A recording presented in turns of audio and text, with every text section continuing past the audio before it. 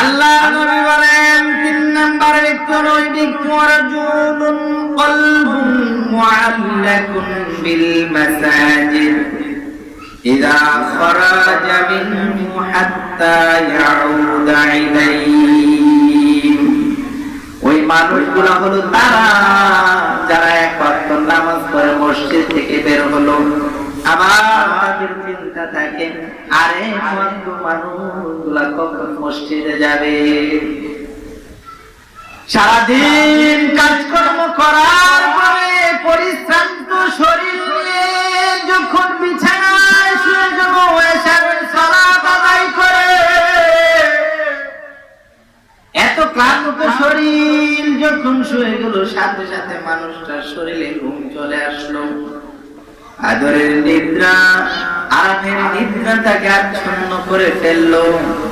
সারাদিন কামের কারণে মানুষটার এমন মনে হলো মুয়াজ্জিন যখন ৫টা ২০ অথবা ২৫-৩০ মিনিটে মসজিদ থেকে আযান দিচ্ছে, আসসালাতু খায়রুম মিনান নাওম, ও বান্দা বান্দি তুমি কি শুনছো? ঘুম থেকে নামাজ উত্তম। সুবহানাল্লাহ। ওই বান্দা তাড়াতাড়ি করে লেপটা সরাইয়া দিল। ওই বান্দা তাড়াতাড়ি করে তার শরীর থেকে কম্বল কাঁথা সরিয়ে দিল। কখন মসজিদে যাবে সাথে তার পরিবারকে জিজ্ঞেস করে এত তাড়াতাড়ি ফজরের আযানের সময় হয়ে গেল। আসলে রাত অনেক বড়, সকাল ৬টা বাজে সন্ধ্যা হইছে, আরেক ৬টায় ফজরের জামাত হইতেছে। মনে হচ্ছে যেন ১ মিনিট ১ ঘন্টা ১.৫ ঘন্টা ঘুমাইলো, এমন হয় কিনা বলেন? হয় না এমন? মনে হচ্ছে কিছুক্ষণ আগে শুইলো, আরে হঠাৎ করে তাড়াতাড়ি রাতটা চলে গেল। কাজ করে সারাদিন কাজ করেছে, কখন মসজিদে যাবে তার মনটা ওই মসজিদের সাথে সম্পৃক্ত। ইমাম সাহেব যখন মুয়াজ্জিন যখন মসজিদ থেকে উত্তম ডাক দিল যে ঘুম থেকে নামাজ উত্তম, আর একটু সময় বসে থাকলো না, তাড়াতাড়ি করে মসজিদে চলে যাওয়ার জন্য পাগল দাঁড়ানো হয়ে গেল। ওই মানুষটার অবদান আল্লাহ ভুলবেন না। আল্লাহ রাব্বুল আলামিন বলেন ওই মানুষটাকে আল্লাহ এমন মর্যাদা দিবেন যখন অন্যান্য নবীগণ পর্যন্ত ইয়া নাফসি করবেন, আল্লাহ ওই মানুষগুলোকে বাছাই করে করে আল্লাহর আরশে মহল্লার আরশে ছায়ার নিচে স্থান দেবেন। সুবহানাল্লাহ। আল্লাহ কোন মানুষের নেক আমলের প্রতিদান দিতে ভুল করেন না। আল্লাহ কারো মধ্যে জুলুম করেন না। বাবা, আপনার প্রতি আমার প্রতি আল্লাহ জুলুম করবেন না। আপনি যদি নেক আমল করেন, ওই যে মনে আছে যে ব্যবসায়ী সারাদিন ব্যবসা করত, আর পীরের কাছে গিয়ে বায়াত হলো। বায়াত হয়ে হযরত হাসান বসরি রাহিমাহুল্লাহ এক মুরিদের ঘটনা। হযরত হাসান বসরি রাহমাতুল্লাহ আলাইহি কাছে এক মুরিদ গেল, গিয়ে বলল, হুজুর আমি এসেছি আপনার কাছে বায়াত হওয়ার জন্য। বলল ভালো কথা, বায়াত হওয়া সৎকার করার জন্য, ভালো আমল করার জন্য। ভালো আমল করবা, কোনো সমস্যা নাই, ভালো হইতে পারো। তুমি বাবা কি করো? বলল হুজুর আমি তো ব্যবসা করি। বলল কোনো সমস্যা নাই, তুমি ব্যবসা করো। ব্যবসায়িক যারা একটু মন দিয়ে শুনেন বাবা, সবাই কথাটা একটু মনোযোগ দিয়ে শুনি। বলল তুমি ব্যবসা করো, কোনো সমস্যা নাই। যখনই কাম হয়, যখনই সময় হয়, মসজিদ থেকে যখন তোমার জন্য আমার জন্য আহ্বান আসবে, সময় মতো নামাজ পড়বে। এটা তোমার জন্য আমি এই শর্তে তোমাকে বায়াত করালাম, তোমাকে আমি মুরিদ করালাম। কোনো সমস্যা নাই, সময় মতো যখনই সময় হবে টাইম মতো নামাজটা আদায় করবা। আর আমাদের পীরগুলো এখন এত ভণ্ড হইছে, নিজে তো নামাজ পড়ে না, মুরিদদের তো নামাজের কথা বলে না। ঠিক কিনা বলেন? ওই ভণ্ডের ভণ্ড, এরকম ভণ্ডদের কাছে কেউ জীবনও যাবেন না। গেছেন তাড়াতাড়ি করে চলে আসেন। আমি পীরের কাছে যাওয়ার জন্য নিষেধ করি না, আমিও যাই পীরের কাছে, অবশ্যই যাবেন, তবে ভালো পীরের কাছে যাবেন, আদর্শ পীরের কাছে যাবেন। ভণ্ডদের কাছে গিয়ে ইমানটাকে বিক্রি করবেন না। ঠিক কিনা বলেন? ভণ্ডর কাছে গিয়ে নিজের ইমানটাকে বিক্রি করে দিচ্ছে, নিজে তো নামাজ পড়েই না, মুরিদকে কি নামাজ পড়াবে? সে তো অশিক্ষিত, নামাজে পড়ে না, সে পীর হয় কিভাবে? আমাদের কিছু মানুষ আছে এরকম ওষুধ কাছে আমরা যাই, মহিলা পীর। আরে কি দুনিয়ার মধ্যে আমরা আছি, মহিলা পীর, মহিলা পীর, বেনামাজি পীর, ল্যাংটা মানুষ পীর। ও ল্যাংটার ব্যাপারে শরীয়তের মাসালা কি বলে, ফকি কি বলে, ফিকহের মাসালা কি বলে, সে পাগল, তাকে নিয়ে আমি আপনার মন্তব্য করতে পারবো না, তাকে কিছু বলবেন না। আপনি সে পাগল, তাকে কিছু বলবেন না। আবার কিছু মানুষ আছে তাকে নিয়ে বাড়াবাড়ি করে না, ইম্পসিবল। মাসালা এটা বলে নাই মাজনুন, তার জন্য তো শরীয়তের জায়গায় সময়ের সীমাবদ্ধ, তার ব্যাপারে আপনি কিছু বলতে পারবেন না, তার পক্ষেও না তার বিপক্ষেও না, তার হিসাব আল্লাহ তাআলা নেবেন। তো আমি আপনি তার কাছে যাচ্ছি কিভাবে, আমি আপনি তার কাছে কি জন্য যাব, কেন যাচ্ছি, তাকে আমি আপনি বাবা বানালাম, সে তো বলে না আমাকে বাবা বলেন, বলছে কোন ল্যাংটা মানুষ বলছে, আপনাকে কোনদিন বলছে পাগল বলছে, কখনো বলে নাই। সে তার হালে নিয়ে আসে, সে যেটা করতে পারতেছে আপনি পারবেন না। এই শীতের মধ্যে সে ল্যাংটা, আল্লাহ তাকে পাগল বানিয়ে দিয়েছেন, এটা তার দ্বারা সম্ভব। শরীরের জন্য তাকে বলে নাই জোর করার জন্য, আপনাকে শরীর বলে নাই তাকে মারার জন্য। সে তো পাগল মানুষ, কিন্তু তার কাছে এখন আমরা যাচ্ছি, কেন যাচ্ছি, শরীর শিক্ষার জন্য। বাবা এই জন্য কি বললাম, আপনারা একটু গুরুত্বপূর্ণ কথাটা মন দিয়ে শোনেন। দেখেন ব্যবসায়িকের জন্য কি হয়, ব্যবসায়িকের জন্য কি হয় দেখেন। ব্যবসা যদি সঠিকভাবে করে আল্লাহ এমন ভাবে দিবেন, জমিনের মধ্যে নামাজি মানুষ যদি, কৃষক যদি জমিনের মধ্যে থাকে, যদি কাজকর্ম করে, সবাই দেখবে দান করে, কিন্তু আল্লাহ আমি বরকত বাড়াই দেবো। সুবহানাল্লাহ। তুমি কম দেখলে সমস্যা কি, আল্লাহ আমি নিলাম তোর দায়িত্ব, আমি দেবো আল্লাহ আমি দেব, তুই টেনশন করার কি, সবাই দেখবে দুইজন, আসলে দুইজন খাইতে চলছে। সুবহানাল্লাহ। আল্লাহ নবীর কিছু কাহিনী শুনেন। আল্লাহ রাসূল সাল্লাল্লাহু আলাইহি ওয়াসাল্লামের জমানায় আল্লাহ রাসূল সাল্লাল্লাহু আলাইহি ওয়াসাল্লাম কি করতেন, একদিন জিহাদের ময়দানে আছেন, 1500, কেউ বলছে 1500, কেউ বলছে 1000 রূপে আল্লাহর নবীর কাছে সাহাবী আছেন। রাসূল সাল্লাল্লাহু আলাইহি ওয়াসাল্লাম বললেন, ও আমার সাহাবীরা, আমার কাছে তো কোনো খাবার নাই, তোমাদের কারো কাছে কি কোনো খাবার আছে? এক সাহাবী এসে বলল, আল্লাহ রাসূল হালকা কিছু ছাতু আছে। ছাতু মানে কি, এখন আমরা ছাতু খাই না, ছাতু তো অনেক কমেছে, ওই যে চালের গুঁড়া করে অথবা মুড়ি ভাঙ্গে অথবা খই ভেঙে যে গুঁড়া করা হয়, এই ছাতু বলি আর কি, ছাতু এরকম জাতীয় কিছু জিনিস আছে। আল্লাহ রাসূল যেই খাবারটা আছে এটা আমরা 5-6 জন লোক সর্বোচ্চ খাইতে পারবো। আল্লাহ রাসূল বলল, যা আছে তাই নিয়ে আসেন। আরেক সাহাবী বলল, হুজুর আমার কাছে কিছু খেজুর আছে। সুবহানাল্লাহ। কিন্তু যেই খেজুর আছে একটা করে গেলে 5-6 জন লোক খাইতে পারবো, এরকম। রাসূল সাল্লাল্লাহু আলাইহি ওয়াসাল্লাম বললেন, এগুলা নিয়ে আসো, এক জায়গায় করো। করে আল্লাহ রাসূল সাল্লাল্লাহু আলাইহি ওয়াসাল্লাম নিজে এগুলাকে মিশ্রিত করলেন, বললেন, ও আমার সাহাবীরা তোমরা আসো, সবাই এদিক থেকে খাও, কিন্তু কেউ এটাকে ডাকে না, ওখানে দরকার নাই, যার যেটা প্রয়োজন এমনি খাইতে থাকো। রাসূল সাল্লাল্লাহু আলাইহি ওয়াসাল্লাম সাহাবীরা বলেন, আমরা সব মানুষগুলা খাইলাম, সুবহানাল্লাহ, পেট তৃপ্তি করে খাইলাম। ঠিক খাওয়ার শেষে আমরা সবাই যখন খাওয়া শেষ, তখন দেখলাম যতটুকু ছিল পূর্বে যতটুকু আছে এখন এতটুকু আছে। সুবহানাল্লাহ। পূর্বে যতটুকু ছিল এখনো এই সবটা আছে। তো এটা তো আল্লাহ রাসূলের মুজিজা। এটা কার মুজিজা? আল্লাহ রাসূলের মুজিজা। এটা কিন্তু আমরা জানি। আবার আরেকটা হাদিস আমরা জানি, যেমন আহলে সুফফার হাদিস, হযরত আবু হুরায়রা রাদিয়াল্লাহু তাআলা আনহু থেকে হাদিসটা বলেছেন। তিনি বলেন, আমার পেটের মধ্যে খুব বেশি ক্ষুধা। বুখারী শরীফে হাদিসটা আছে, মুসলিম শরীফে হাদিসটা আছে। কি বলেন? যে আমার পেটের মধ্যে খুব বেশি ক্ষুধা, এমন ক্ষুধা আমি রাস্তায় চলে গেলাম, আর ঘরে থাকতে পারি না। আমি গিয়ে পাইলাম হযরত আবু বকর রে। আমি আবু বকর রে কোরআনের এমন একটা আয়াত দান করলাম যে মানুষের আয়াতের অর্থ এমন যে একজন মানুষের খাওয়াইলে বেশি সওয়াব, এরকম একটা আয়াত জিজ্ঞেস করলাম। যে আমার মনের উদ্দেশ্য এটা আছে, আবু বকর নিয়ে আমারে তার বাসায় নিয়ে যায়, কিন্তু কেমন পরিস্থিতি এই মুহূর্তে আবু বকরের বাসায় কোনো কিছু নাই। আবু বকর চলে গেল, আমি আবার বসে থাকলাম। কিছুক্ষণ পরে রাস্তা দিয়ে হযরত ওমর আসলো। সুবহানাল্লাহ।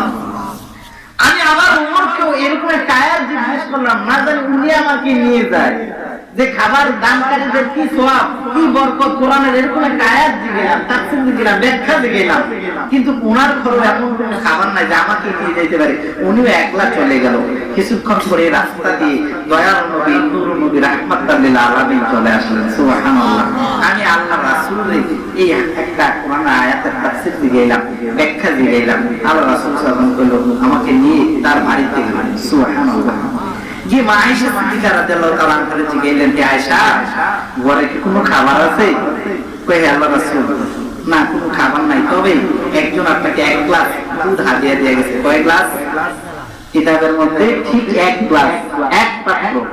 এভাবে বলল এক গ্লাস দুধ আছে। আবু হুরায়রা রাদিয়াল্লাহু তাআলা মনে করছে যে এক গ্লাস আছে, হয় আল্লাহ রাসূল একটু খাইবো, বাকিটা আমারে দিবেন।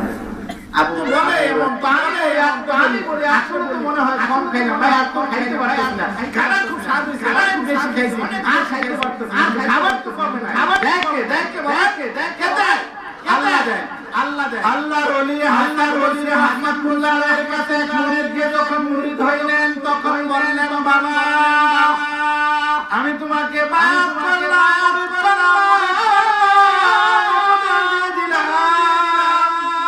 যখন মসজিদ থেকে ডাক আছে হাইয়া আলাস সালাহ হাইয়া আলাল ফালাহ, ডাক শোনার সাথে সাথে মসজিদে চলে যাবে। সুবহানাল্লাহ, সুবহানাল্লাহ। বলল ব্যবসায়ী নামাজ মিস করবা না। ওই মুরিদ তার ব্যবসা প্রতিষ্ঠানে চলে গেল। যখন মসজিদ থেকে আযানের ডাক এসে যায় তখন যায় নামাজ পড়ার জন্য। সাথে ছিল ইহুদির দোকান। আল্লাহ রাব্বুল আলামিন ওই বান্দাকে পরিপাক করার জন্য একদিন এমন অবস্থা করে দিলেন, হাসান বসরি রাহমাতুল্লাহ আলাইহি বলেন আমি তখন কাশফে ছিলাম, আমি দেখলাম তার দোকানের মধ্যে অনেক বেশি কাস্টমার আসতেছে। ধরেন আসরে আযান হইল অথবা মাগরিবের আযান হইল, দোকান খোলা, যখন আল্লাহর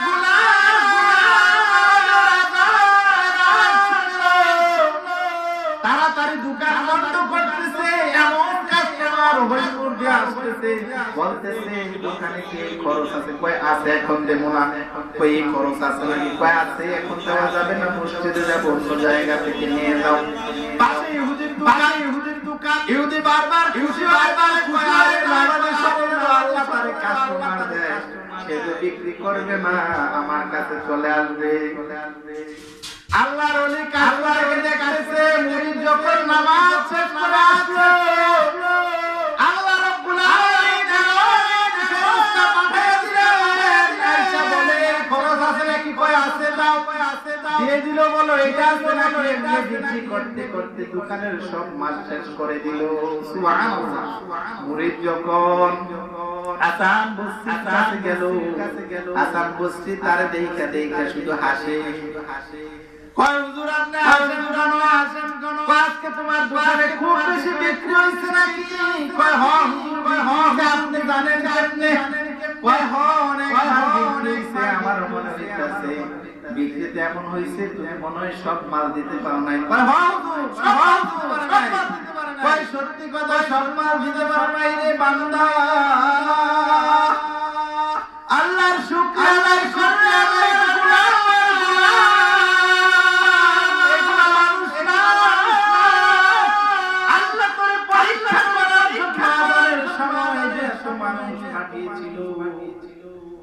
তুই যে বিক্রি করস না, আল্লাহ খুশি হয়ে আল্লাহর ফেরেশতাদেরকে তোর কাছে পাঠাইয়া দিয়েছে।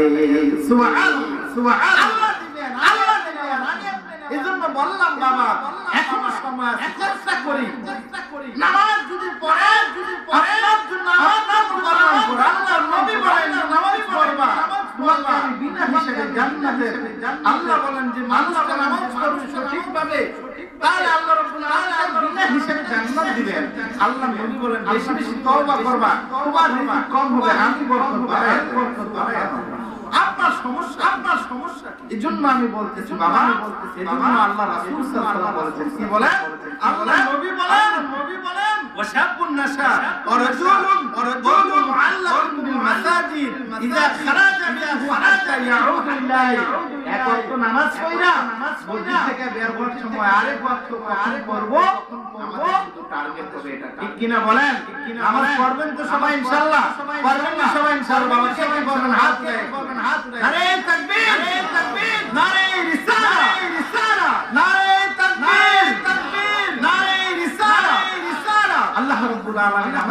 নামাজি হিসাবে কবুল করুক, আল্লাহুম্মা আমিন।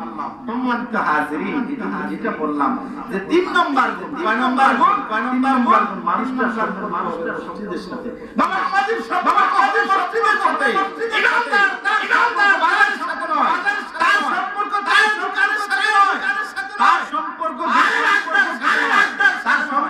মসজিদের সাথে।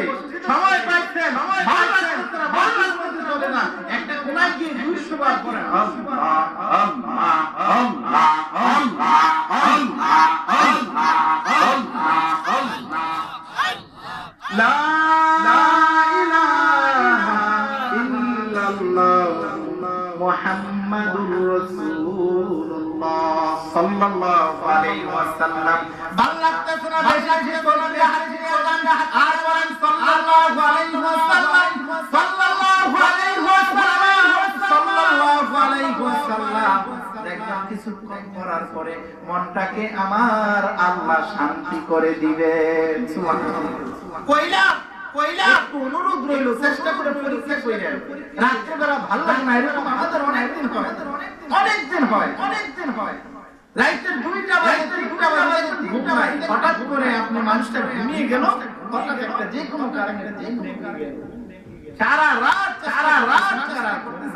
এমন দেখতেছেন, কোন সমস্যা নেই, বসে যান বাবা, বসে যান, হাত পা গুলো ধুয়ে উজুটা বানাইয়া একটু বসে যান, পারলে একটু নামাজ পড়েন। এটাও ভালো লাগে না, আল্লাহ রাসূল আবার একটু নিষেধ করছে, মন যদি ঠিক না থাকে নামাজের মধ্যে দাঁড়িয়ে নামাজ ফরজ সালাত যদি না হয়, দেখতেছেন মন ঠিক নেই, কোনো সমস্যা নেই, একটু ঠিক করে নেই। আল্লাহ লা ইলাহা ইল্লাল্লাহ, লা ইলাহা ইল্লাল্লাহ, সুবহানাল্লাহ, আলহামদুলিল্লাহ, জিকির করেন, আল্লাহ নবীর আল্লাহ নূর শরীফ পড়েন, এই জন্য আমাদের কাজ হবে, সব কাজ হবে মসজিদের সাথে, আর সম্পর্ক হবে ভালো কাজের সাথে, আর সম্পর্ক হবে সব কাজের সাথে, চায়ের দোকানের সাথে, অশ্লীল আড্ডার মধ্যে, গানের মধ্যে মুসলমানের সম্পর্ক হতে পারে না, ঠিক কিনা বলেন?